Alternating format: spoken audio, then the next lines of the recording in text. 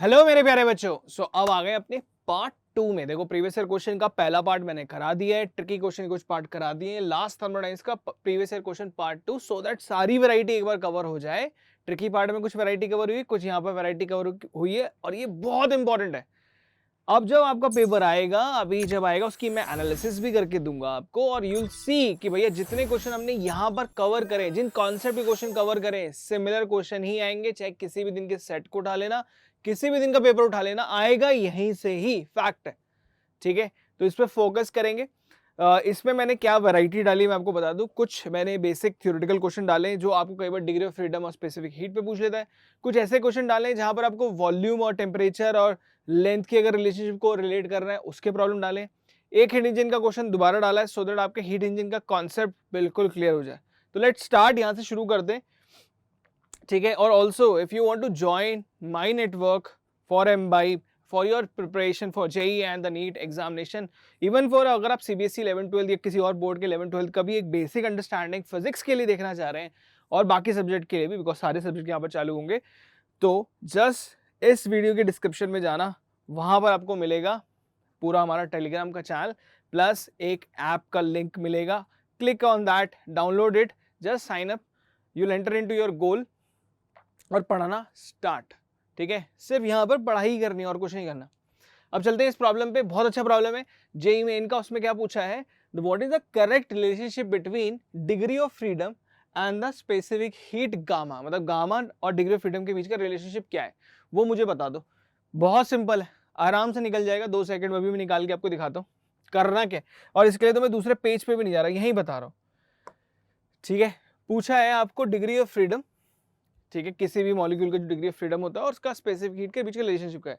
तो this is very very popular, हमें gamma निकालना आता है। अगर मैं गामा की बात करूंगा तो ये हमें निकालना आता है। ठीक है, ये काफी पॉपुलर है। ठीक है, आई होप आपको पता हो।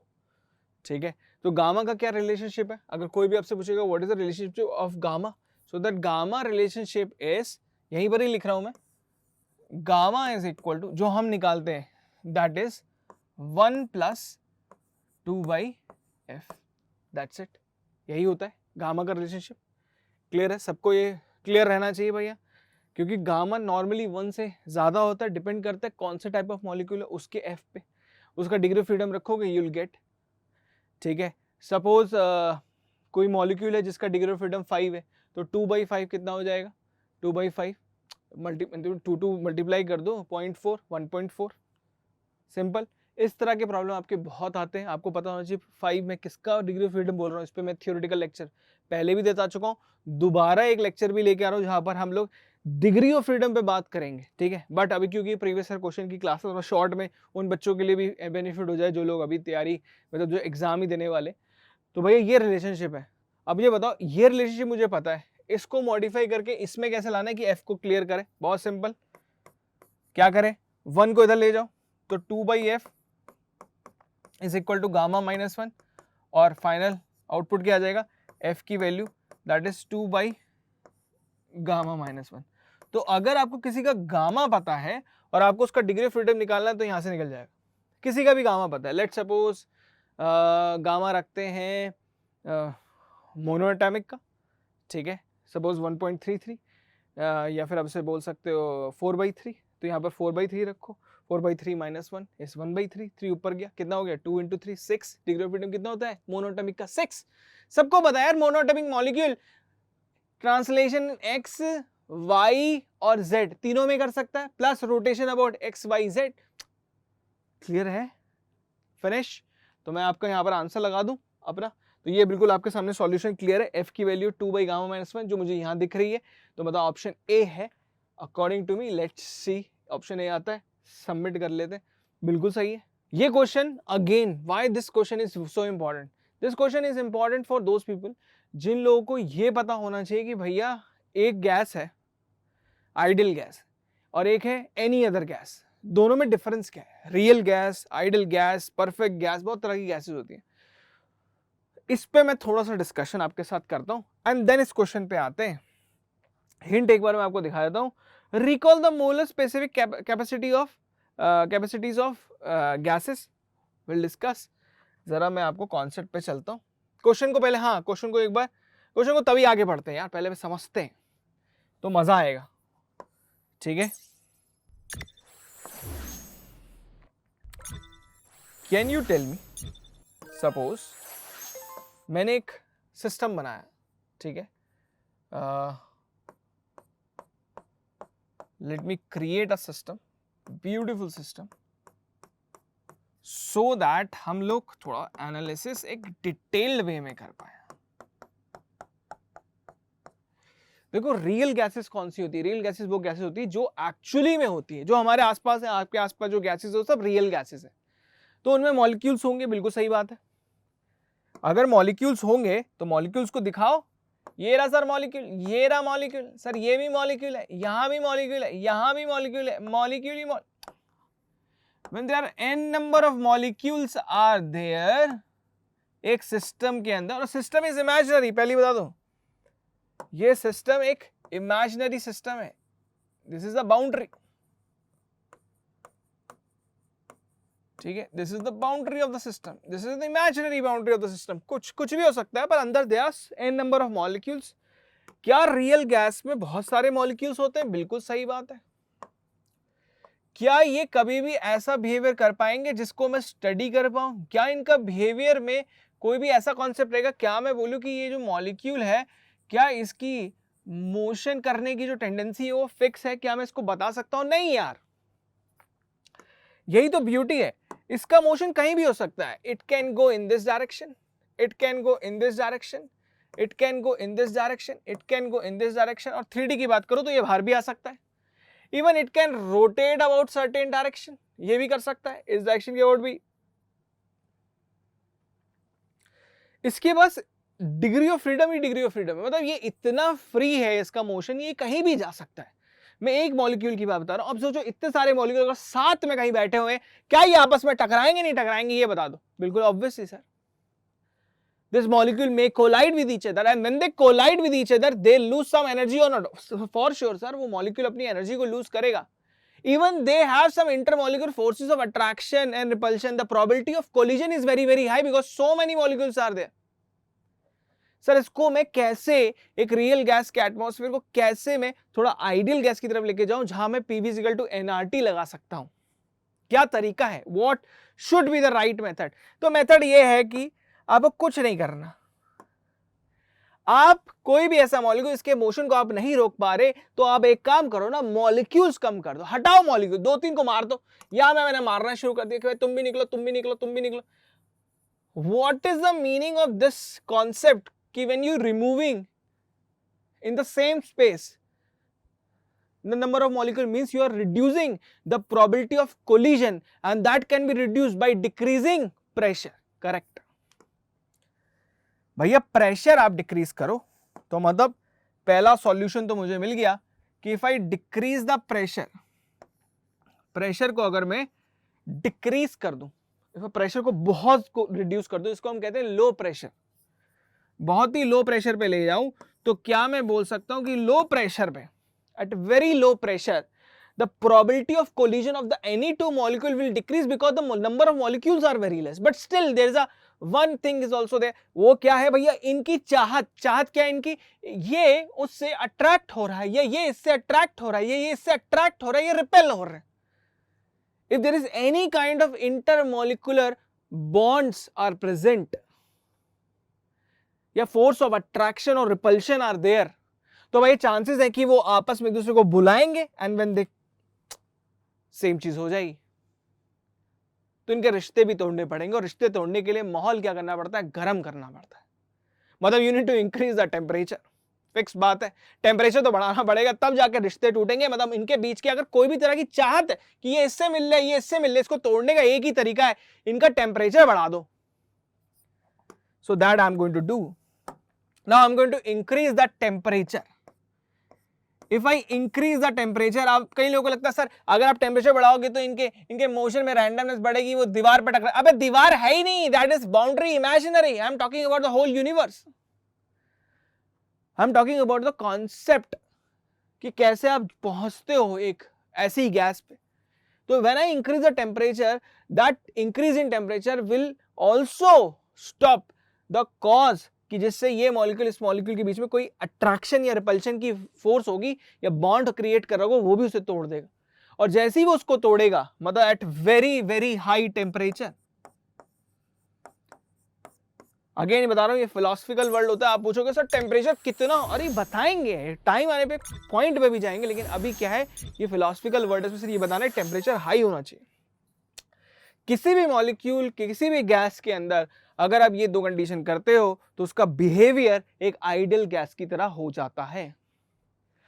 मतलब अगर मैं किसी भी गैसियस के मिक्सचर में if I increase the temperature and decrease the pressure, मतलब low pressure gas and high temperature gas is having very similar behavior like ideal gas, और उस गैस का नाम होता है परफेक्ट गैस। क्योंकि आइडियल गैस अगर तुम्हें जाननी है तो बता दूं, सिर्फ बुक्स में मिलती है और वो कैसी दिखती है आपको बता दूं, ये मॉलिक्यूल को भी मैं गायब कर दूं ना तब जाके वो गैस आइडियल है, जहां पर प्रोबेबिलिटी ऑफ कोलिजन 0 है, क्योंकि मॉलिक्यूल ही नहीं है, वो इमेजिनरी गैस है। बट इसका बिहेवियर भी तो आइडियल जैसा होगा। और जैसे ही अगर कोई भी गैस आइडियल बनती है तो हम कौन कौन से फॉर्मूले उसमें लगा सकते हैं वो आपको पता रहना चाहिए। एक तो हम लगा सकते हैं PV इक्वल टू nRT, ये एकदम फिक्स हो जाता है, एंड आपका CP minus CV is equal to R हो जाता है, जिसको हम कहते हैं यूनिवर्सल गैस कांस्टेंट, फिक्स है। ये सिर्फ आइडियल गैस है, परफेक्ट गैस के लिए होता है, उसके अलावा किसी भी गैस के लिए कुछ भी हो सकता है, इनके लिए तो पक्की बात है। तो ये कहानी है मतलब पूरी। इसका तो आप स्क्रीनशॉट ले लो, आपको इतना मतलब बिल्कुल क्लियर कॉन्सेप्ट मैंने आपको बता दी। इवन इसके नोट्स में आपको बहुत अच्छे वाले प्रोवाइड करूंगा, मैंने बोला है तो, इसलिए you need to connect, connection आपकी जिम्मेदारी है, ठीक है। ये it is also good for those people who are just enter into 11th class, 10th से 11th में आ रहे हैं। प्रिपरेशन को इस तरह से लेके चलना है कि आपको माहौल मतलब अपने अंदर से पूरी फीलिंग्स को बाहर निकालना पड़ेगा, तब जाके आपकी अंडरस्टैंडिंग ऑफ द कॉन्सेप्ट बनता है। अगर कॉन्सेप्ट की अंडरस्टैंडिंग नहीं बन रही है तो फिर मजा नहीं आएगा, ठीक है। और जब तक मजा नहीं आएगा आप उतने लॉन्ग टाइम नहीं पढ़ पाओगे, तो लॉन्ग टाइम नहीं पढ़ पाओगे, सिलेक्शन होने के चांसेस कम है। तो डिसिप्लिन क्रिएट करने के अलावा आपको अपने अंदर से कुछ फीलिंग्स भी डेवलप करनी पड़ेंगी, ठीक है। जो मेरा एक्सपीरियंस है, मतलब जिस एक्सपीरियंस से मैंने इतने सारे एग्जामिनेशन क्रैक करे हैं, उन सारे उस एक्सपीरियंस में सबसे इंपॉर्टेंट चीज ये थी कि हर बार मैं किसी भी एग्जाम की तैयारी करता था, स्मार्ट स्टडी तो कर ही रहा था, बट उसके साथ साथ मैं उसमें एंजॉय बहुत कर रहा था।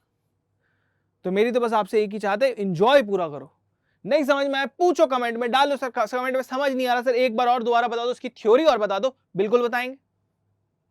But this is a fact. तो अब चलते हैं अपने क्वेश्चन पे। 1 सेकंड का क्वेश्चन लगेगा आपको, 1 सेकंड का क्वेश्चन, जरा देखो इसे क्या लिखा है।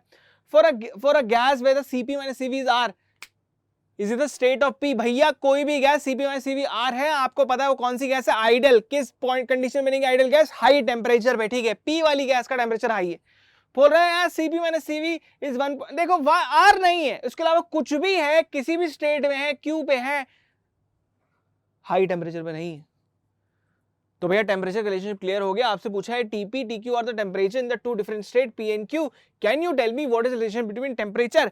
फिक्स है भैया, P पॉइंट पे टेम्परेचर ज्यादा होगा Q से, क्योंकि P पॉइंट पे गैस किस पे है, आइडियल स्टेट पे। सबमिट करेंगे, कुछ भी बोले या करेक्ट है। तो ये पॉइंट है आपको, देखो एक बार आपने कॉन्सेप्ट समझा, आंसर कितना छोटा हो गया, 1 सेकंड का। आगे से कभी क्वेश्चन आएगा 1 सेकंड में आंसर। ये बड़ा अच्छा क्वेश्चन लगता है मुझे। क्यों अच्छा लगता है, क्योंकि बहुत आसान है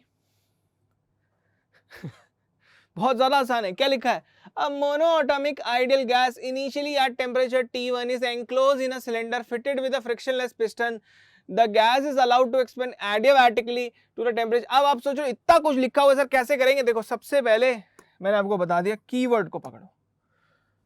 कीवर्ड कलर अलग करता हूं, या इस वाले सेक्टर पे दोबारा आते हैं।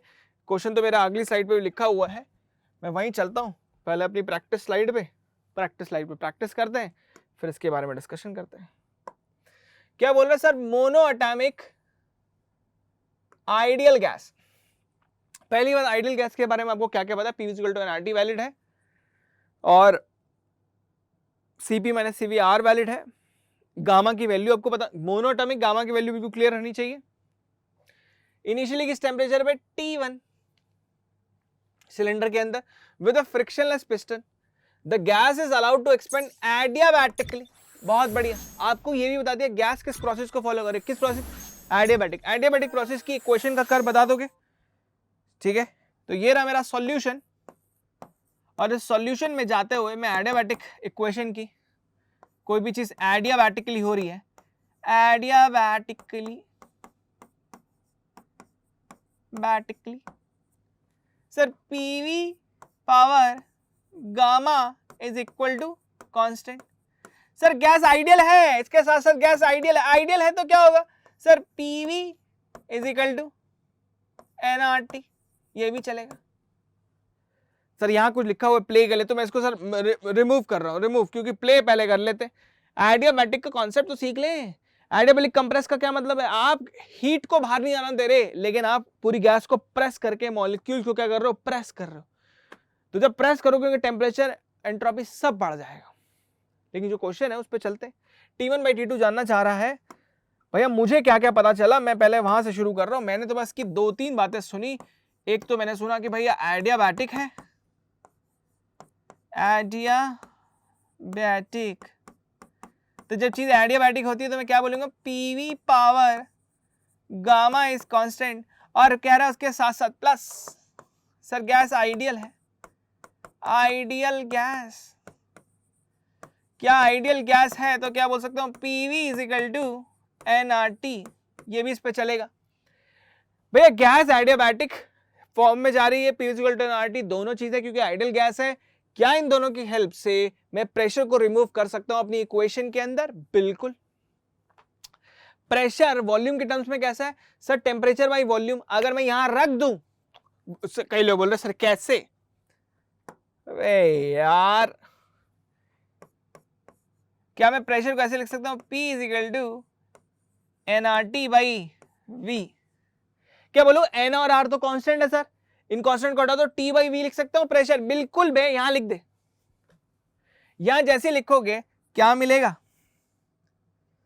सर, क्या मैं बोलूं, अगर मैं इस पॉइंट को और आइडियल गैस के पॉइंट को दोनों को साथ में जोड़ूं तो सर मुझे मिल रहा है T V power gamma minus 1 is constant. Sir temperature और वॉल्यूम का रिलेशनशिप मेरे सामने आ गया।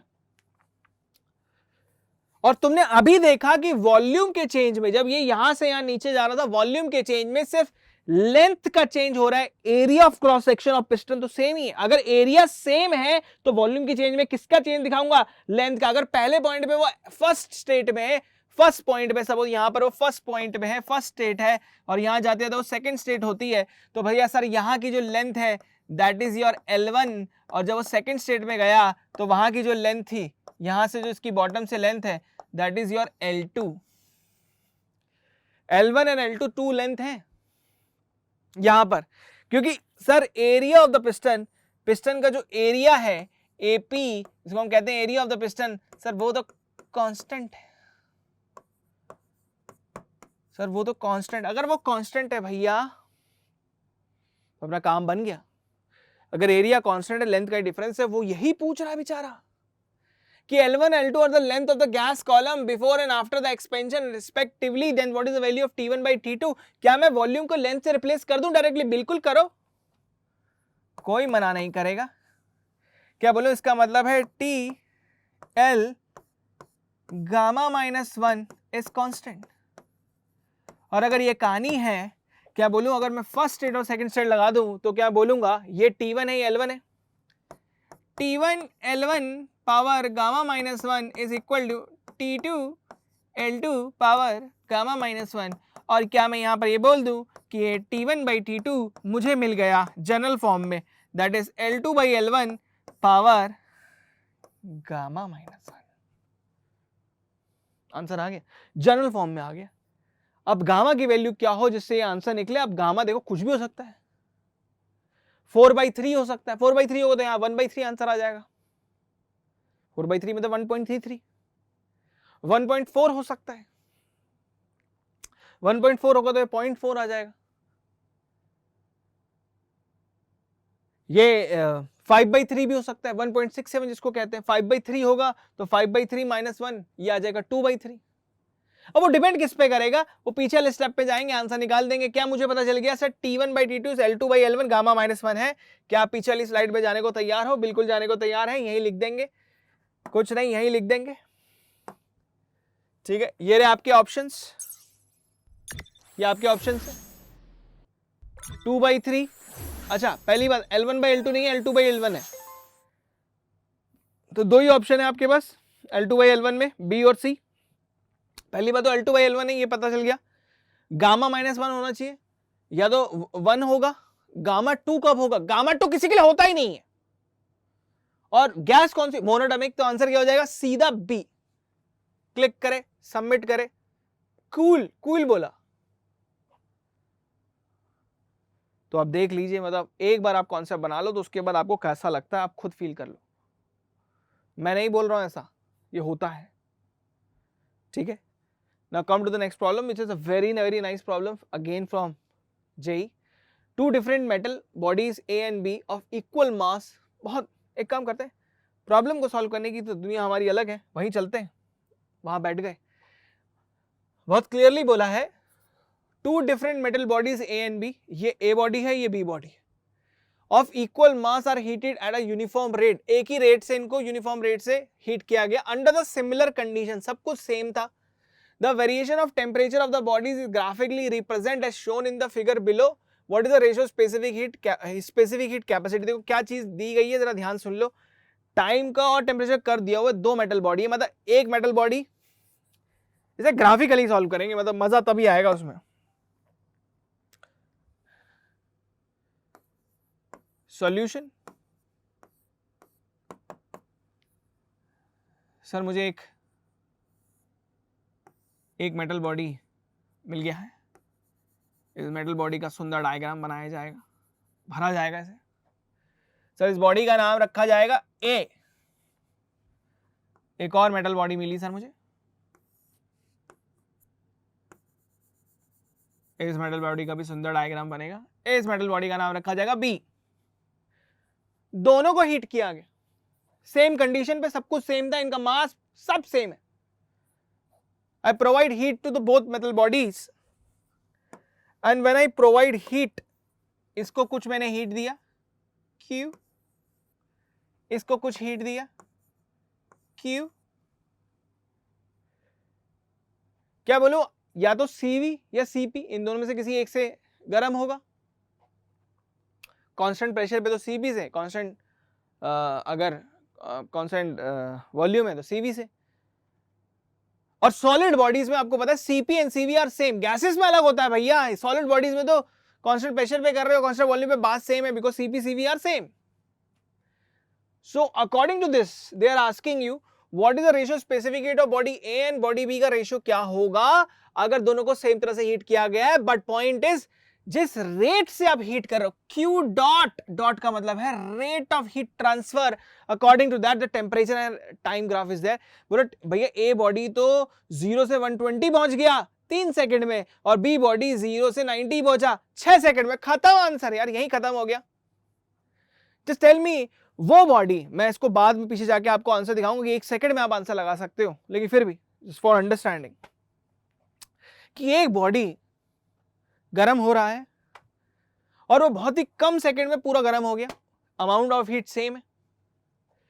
क्या बोलूं, अगर मैं ग्राफिकली बात कर रहा हूं, Q डॉट जो मैंने A में दिया है, A बॉडी में दिया है, that is M of the A body, CP of the A body and delta T of the A body. क्योंकि आप रेट में दे रहे हो तो delta T of the A body, ये डेल्टा T क्या है? Time. Can I say that is equal to mass of the B body, CP of the B body, delta T of the B body divided by the time period जिसमें वो गर्म हो गया of the B body। भैया temperature का difference, इस पर कोई टाइम की बातें कर रहे हैं ना, वहां पर हीट तो आपने दोनों को सेम दिया है। क्या बोलो, अगर आपने हीट सेम दिया है, मासेस दोनों के सेम है, और CP बाई CV का रेशियो पूछा जा रहा है, CP of the A body divide by CP of the B body, ये पूछा जा रहा है। Can I say that is equal to delta T of the B body delta T of the B body divide by delta small T time period of the B body whole divide by delta T of the A body का time का difference with respect to इसके temperature का difference with respect to time. क्या यही पूछा जा रहा है आपसे? फॉर्मूला तो मैंने निकाल लिया, पर पॉइंट क्या था वो सिंपल समझो। किसी भी बॉडी का अगर टेम्परेचर का डिफरेंस रिस्पेक्ट टू टाइम बहुत ज्यादा हो रहा है, इसका मतलब उसका सीपी अच्छा नहीं है, सीपी कम होगा। भैया एनर्जी स्टोर नहीं कर पाना ना, स्पेसिफिक हीट नहीं है उसमें, जान नहीं है कि वो स्टोर करे फिर अपना टेम्परेचर इंक्रीज करे, नहीं, वो तो फटाक से कर दिया उसने। 3 सेकंड में 120 डिग्री सेल्सियस पहुंचा दिया उसने। 6 सेकंड लगाए तब भी 120 नहीं 90 पहुंचा। इसका मतलब बी बॉडी की हीट स्टोरिंग कैपेसिटी ज्यादा है, मतलब CP of the B body for sure ज्यादा है। इसका रेशियो हमेशा लेस देन 1 आना चाहिए। फिर भी देख लेते हैं कितना आ रहा है। Delta T of B body कितना है? Delta T change of temperature of B body कितना है? 0 से कितना गया है? 90, तो 90 का डिफरेंस है, 90 लिख देता हूं। डिवाइड कितना करना है उसके टाइम से, कितने टाइम में हुआ? 6 सेकंड में। Okay, delta T of a body कितना है? सर ए बॉडी जो डिफरेंस हुआ है 120 सेल्सियस क्या हुआ है, और कितने टाइम में उसने सारी चीजें करी है? 3 सेकंड में। आपके सामने आंसर आ गया, अब बस काटो, काटना है बस, कुछ नहीं करना। 1 सेकेंड, माइक ड्रॉप नहीं हुआ है, पेन ड्रॉप हुआ है। सर ये कटे, ये बन गया 2, 90 को उससे काट दिया सर, पूरा 30 से काटा है, ये 3, ये कितना हो गया? 4। सो 3 डिवाइड बाई 4 इंटू 2 मतलब 3/8। फिनिश, आंसर आ गया। याद कर लो दिमाग के अंदर, 3/8 हुआ है सर। सॉल्यूशन पकड़ा दूंगा, डोंट वरी अबाउट इट, सारी शीट वीट सब मिल जाएगी। कनेक्ट करो बस टेलीग्राम पे, और कुछ नहीं। ऐप पे जल्दी से डाउनलोड कर लो उसे। प्लस ये वाली चीज है, आपको सेल्फ लर्निंग मटेरियल भी आपको अवेलेबल है ऐप में, अभी दिखाता हूं थोड़ी देर में। तो आंसर क्या आ गया? 3/8 दिमाग में याद है, मैंने पहले ही बोल दिया लेस देन 1 होना चाहिए। लेस देन 1 कितने ऑप्शन है? 2 ऑप्शन है, 3/4 और 3/8, बाकी 4/3 और 8/3 तो हो ही नहीं सकते थे। अब इसमें कैसे निकालना था वो आपको समझ में आ गया कि सर फटाक से टेम्परेचर का डिफरेंस, टेम्परेचर का जो रेशियो है डिवाइड बाई टाइम का रेशियो, उसी से डिवाइड करना है। ये आंसर पुट किया, सबमिट किया, मिल गया आंसर। लास्ट क्वेश्चन, ये भी काफी अच्छा क्वेश्चन है, पर इस तरह का सिमिलर क्वेश्चन मैंने लास्ट क्लास में करा दिया है। So that's why this is your homework. आप मुझे इस क्वेश्चन का आंसर बताओगे मेरे कमेंट में, हिंट जरूर दूंगा, हिंट दिए बिना नहीं जाऊंगा। क्या लिखा है? A heat engine has an effective efficiency of 1/6 when the temperature of the sink is reduced by 62 its efficiency gets doubled the temperature of the sources। Heat engine की एफिशिएंसी 1/6 दी है, बहुत प्यारा क्वेश्चन है। मैं आपको सिर्फ हिंट दे रहा हूं, ध्यान से सुनना। क्या बोला है, सॉल्व नहीं कर रहा, सिर्फ बता रहा हूं कि आपको पहले बोला है कि भैया मैं आपको बता रहा हूं एफिशिएंसी ऑफ इंजन 1/6 है। Can you tell me heat engine की एफिशिएंसी क्या होती है? 1 - T2/T1। T2 कौन सा है? Lower temperature sink. T2 क्या है आपका? सिंक। T1 क्या है आपका? सोर्स। ठीक है, दिस इज योर इंजन जो कौन सी प्रोसेस में चल रहा है? साइक्लिक प्रोसेस में चल रहा है, आपको वर्क आउटपुट दे रहा है। एफिशिएंसी क्या है? This much. अब वो बोल रहे हैं when the temperature of the sink is reduced by 62 degree. ये एफिशिएंसी एक टाइम पे है, दूसरे टाइम पे कह रहा है कि एफिशिएंसी नहीं, एफिशिएंसी N1 एफिशिएंसी ईटा1 कितनी हो जाएगी? 62 डिग्री सेल्सियस रिड्यूस करने के बाद डबल हो जाएगी। वो कह रहा है कि भैया 1/3 हो जाएगी एफिशिएंसी अगर आपने 1 माइनस, फॉर्मूला सेम है T2/T1। पॉइंट ये है कि अगर आपने सिंक का टेम्परेचर 62 डिग्री सेल्सियस या 62 केल्विन, बात सेम है, अगर आपने रिड्यूस कर दिया आंसर मिल जाएगा आपको। तो आप मुझे बताओ what is the temperature of the source. खत्म। क्या बोलूं भैया, अगर मैं से तोड़ दूं T2/T1 और -62/T1 रखूं तो ये वाली चीज तो 1/6 ही है ना, यहाँ 1/6 पॉइंट दो, सीधा T1 निकल के आ जाएगा। यही आपसे पूछा है, 1 सेकंड का आंसर है, सोचो। इसलिए मैंने आपको बोला है you are going to provide me this answer. आप मुझे बताओगे इसका आंसर क्या है, ठीक है? ये रे ऑप्शन ABCD करके कमेंट में लिखोगे कि आंसर क्या आया है मेरा, ठीक है? आपके लिए एक बहुत ही इंपॉर्टेंट एडवाइस, जैसे ही आप इस वीडियो के डिस्क्रिप्शन में जाओगे वहां पर आपको लिंक मिलेगा, उसको डाउनलोड करोगे, वहां पर मैंने अपना बुक का लिंक भी दे रखा है। अब टाइम जिनके लिए कम है वो इस बुक पे जाए, जिनके लिए टाइम ज्यादा तब भी वो इस बुक पे जाए, बिकॉज इसमें वो चुनिंदा क्वेश्चंस हैं आपके लिए, जिसको करने के बाद आपकी तैयारी को सॉलिड कहा जाएगा। सेलेक्ट करके जितने भी आज तक दुनिया भर के क्वेश्चन हो सकते हैं उनमें से निकाल के, अपार्ट फ्रॉम दैट और भी बहुत तरह के हमारे पास क्वेश्चन सीरीज है, लाइक प्रीवियस ईयर क्वेश्चन सारे के सारे हमारे पास हैं, बट ये बुक ज्यादा इंपॉर्टेंट है भी आपके लिए, जिसमें मैंने 1100 इंपॉर्टेंट क्वेश्चन प्रॉपर डिवीजन के साथ इंपॉर्टेंट चैप्टर के डाल रखे हैं। अगर आप ये पहले कंप्लीट कर लोगे कभी भी जेईई मेन के लिए, तो समझ लो आपकी तैयारी 90% हो गई। Just you need to enter into Embibe app, वहां पर जाना है होम पे, फिर लर्न पे जाना है। जैसे ही सीखना चालू करोगे, इसी बुक से चालू करना है, इसको क्लिक करोगे पूरी बुक खुल जाएगी, सारे टॉपिक यूनिट उसके साथ मेंशन रहेंगे। आपको यहाँ पर टाइप ऑफ क्वेश्चन जितने हैं वो सारे मिल जाएंगे, कौन से किस क्वेश्चन में आपको कितना टाइम लगाना है, and then as you click this practice you will get the solution. और सबसे इंपॉर्टेंट चीज क्या है यहाँ पर कि अगर आपको डाउट आता है किसी भी तरह का, so for your personalised education, मतलब आपको अगर कोई भी तरह का डाउट आ रहा है, आपको लग रहा है टीचर से तुरंत पूछना चाहिए, नहीं पूछ पा रहे, ये रहा, दिख रही है MBA, इसको आप क्लिक करो, इससे डाउट पूछो, डायरेक्टली आप हमारे व्हाट्सएप पे आ जाओगे, जो भी आप डाउट पूछोगे वो डाउट आपको सॉल्व होके पक्का मिलेगा। ठीक है, thank you everyone, I am signing off right now, will start our new lecture. ठीक है, इसके बाद एक नया लेक्चर स्टार्ट करते हैं, तब तक मुझे इसका आंसर देना। Thank you, bye bye, take care, signing off, my name is Aakash Tyagi from IISc Bangalore, take care. Keep imbibing. We believe in you.